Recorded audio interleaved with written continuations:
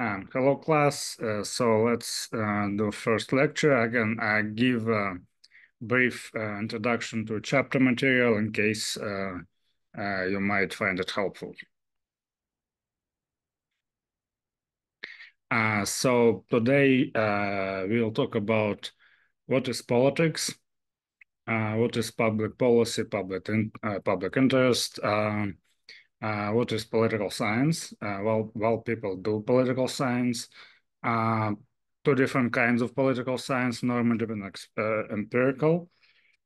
And we talk about groups, institutions, international relations. Important thing to understand, politics affects every single aspect of their lives, of our lives. If we don't follow it, sometimes we can see that decisions made by politicians directly affect us. So it makes sense to follow politics. These are learning outcomes after this short discussion. Again, politics arises when people start interacting with each other, and this might affect their behavior collectively. For example, if you just talk with someone in a bar, it's not politics. But if you get a group of friends, you are still in the bar, but let's say you're deciding which politician to support and which campaign to make donations. This is politics. Thing to understand, there are like the rules, rules written on like in laws and regulations, and there are de facto rules, rules which are implemented specifically, and these could be different. Political institutions are basically rules of the game, which describe how different aspects of politics functions. Sometimes when people say political institutions, they mean organizations or like government institutions, let's say Congress or presidency or court system or elections or media. Those are political institutions. And the like very basic political institutions are usually described in constitutions, but not always. For example, United Kingdom, it doesn't have like a constitution written on like piece of paper. There is no such document as UK constitution, but they do have very strong traditions which they follow in politics, and de facto they do have a like constitutions set of rules. Important thing to understand, facts are not subject to debate. Sadly, it's not very common. Recently, for example, half of the country still thinks that Biden didn't win fair and square over Trump. Important to understand that in democracies, people do have ability to change policy outcomes. I'll give you a few examples. In foreign policy, where it's most clear, at some point, U.S. War in Iraq became so unpopular. So one politician, and name of that politician was Barack Obama, he said, if you get me elected, I will end a war in Iraq. And when he was elected, he actually did it. Another example would be Afghanistan war, which at some point became so unpopular that one guy at that point, former Vice President Biden said, if you elect me, I will end the war in Afghanistan. And when he got elected, he actually did it. So people in democracies, they do have ability to influence decisions. In dictatorships, they don't. For example, in Russia, where I come from, lots of people don't support the war, but elections in Russia like kind of fake. So people have zero ability to influence public policies. And this would be learning outcomes in this part of the discussion. Again, public policies are decisions made by government, and they influence people's lives. For example, public policy regarding like speed limits or public policy regarding access to internet. Lots of decisions are made. And obviously those decisions are made by different branches of government, executive, legislative, and judicial branch of government. Basic concepts everybody hopefully knows already, so I don't think there's much need to go about this. Very important.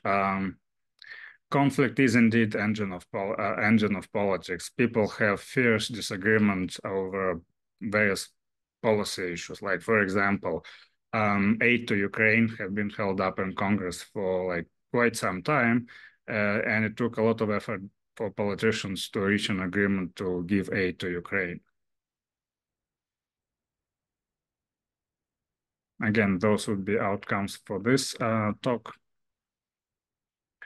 Um, Political science and how it's different from other ways to like try to understand politics.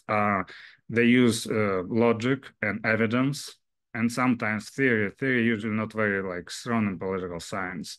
And they try to understand like how things work and maybe try to predict behavior.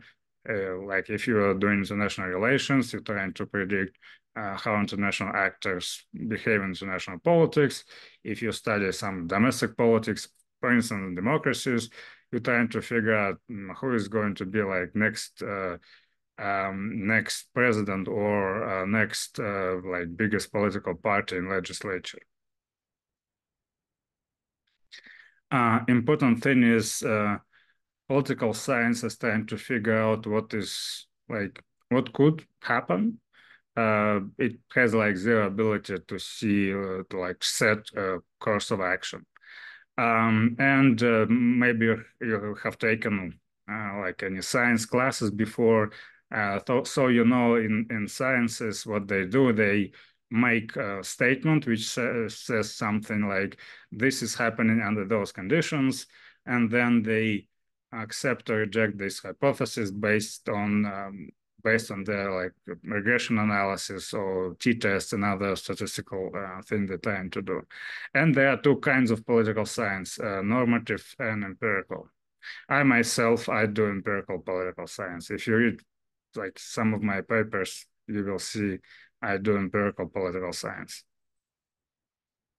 Again, these will be learning outcomes for discussion on normative political science. Again, it the way it's in definition. What should happen? What is like a good course of action? What is a good government? What is a good responsible citizen? Stuff like this. And this will be learning outcomes for discussion of empirical political science. Again, it tries to see to study some data, some evidence, and see like what could happen next based on that data.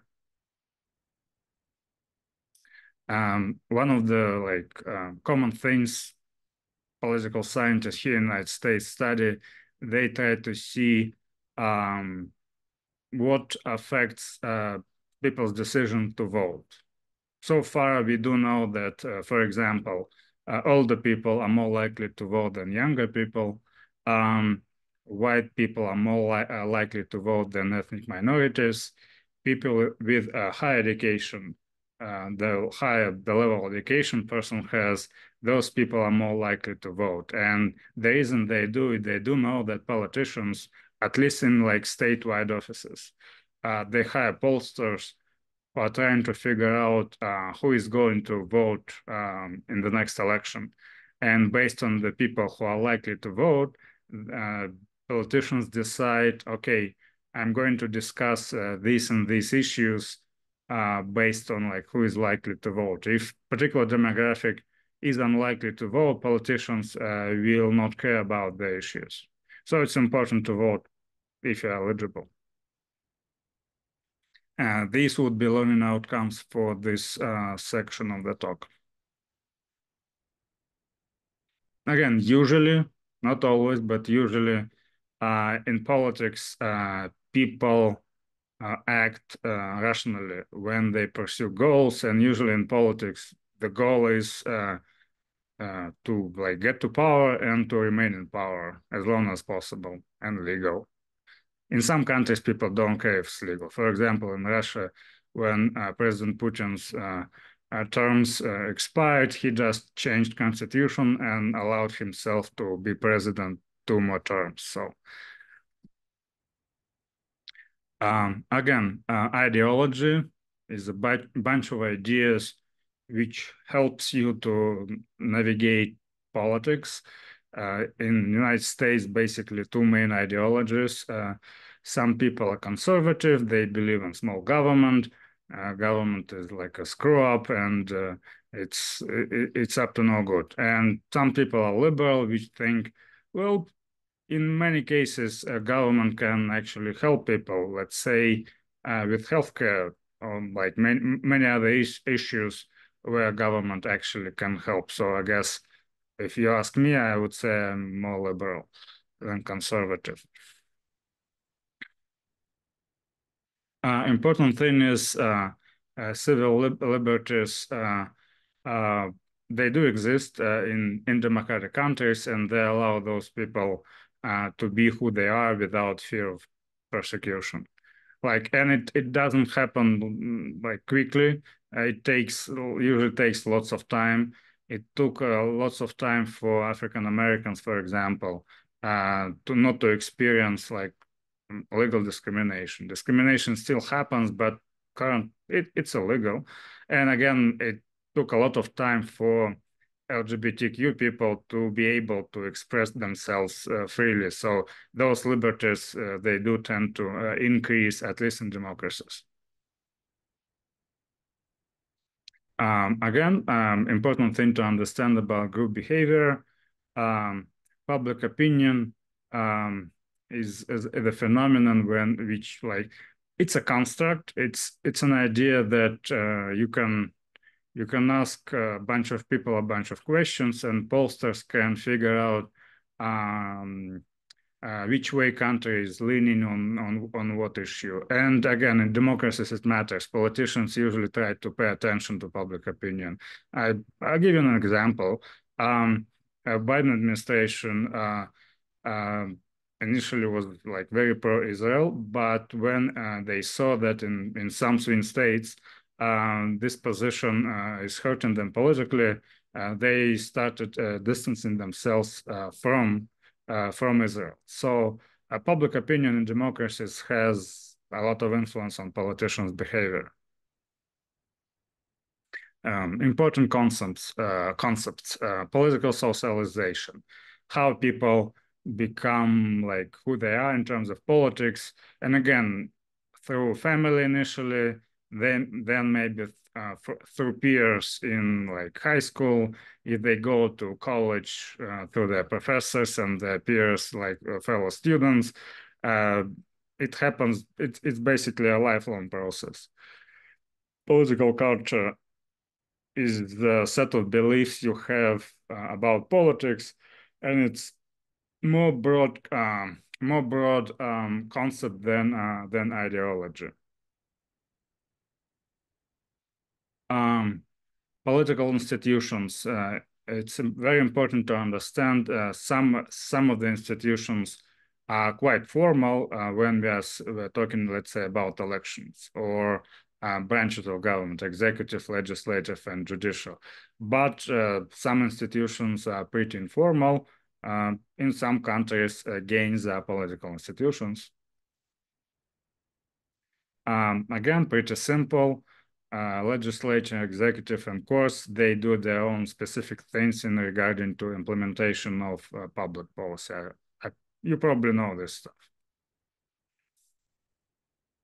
And finally, like whenever you read a political science article, and what I will try to do in this class a bit later, maybe from week 2, I will give you option to read political science academic article. And most of them you can like break down into some like into those like 4 questions. They're just trying to answer some particular aspect of like those 4 questions. Thank you guys. Hopefully you will enjoy your semester, your quarter.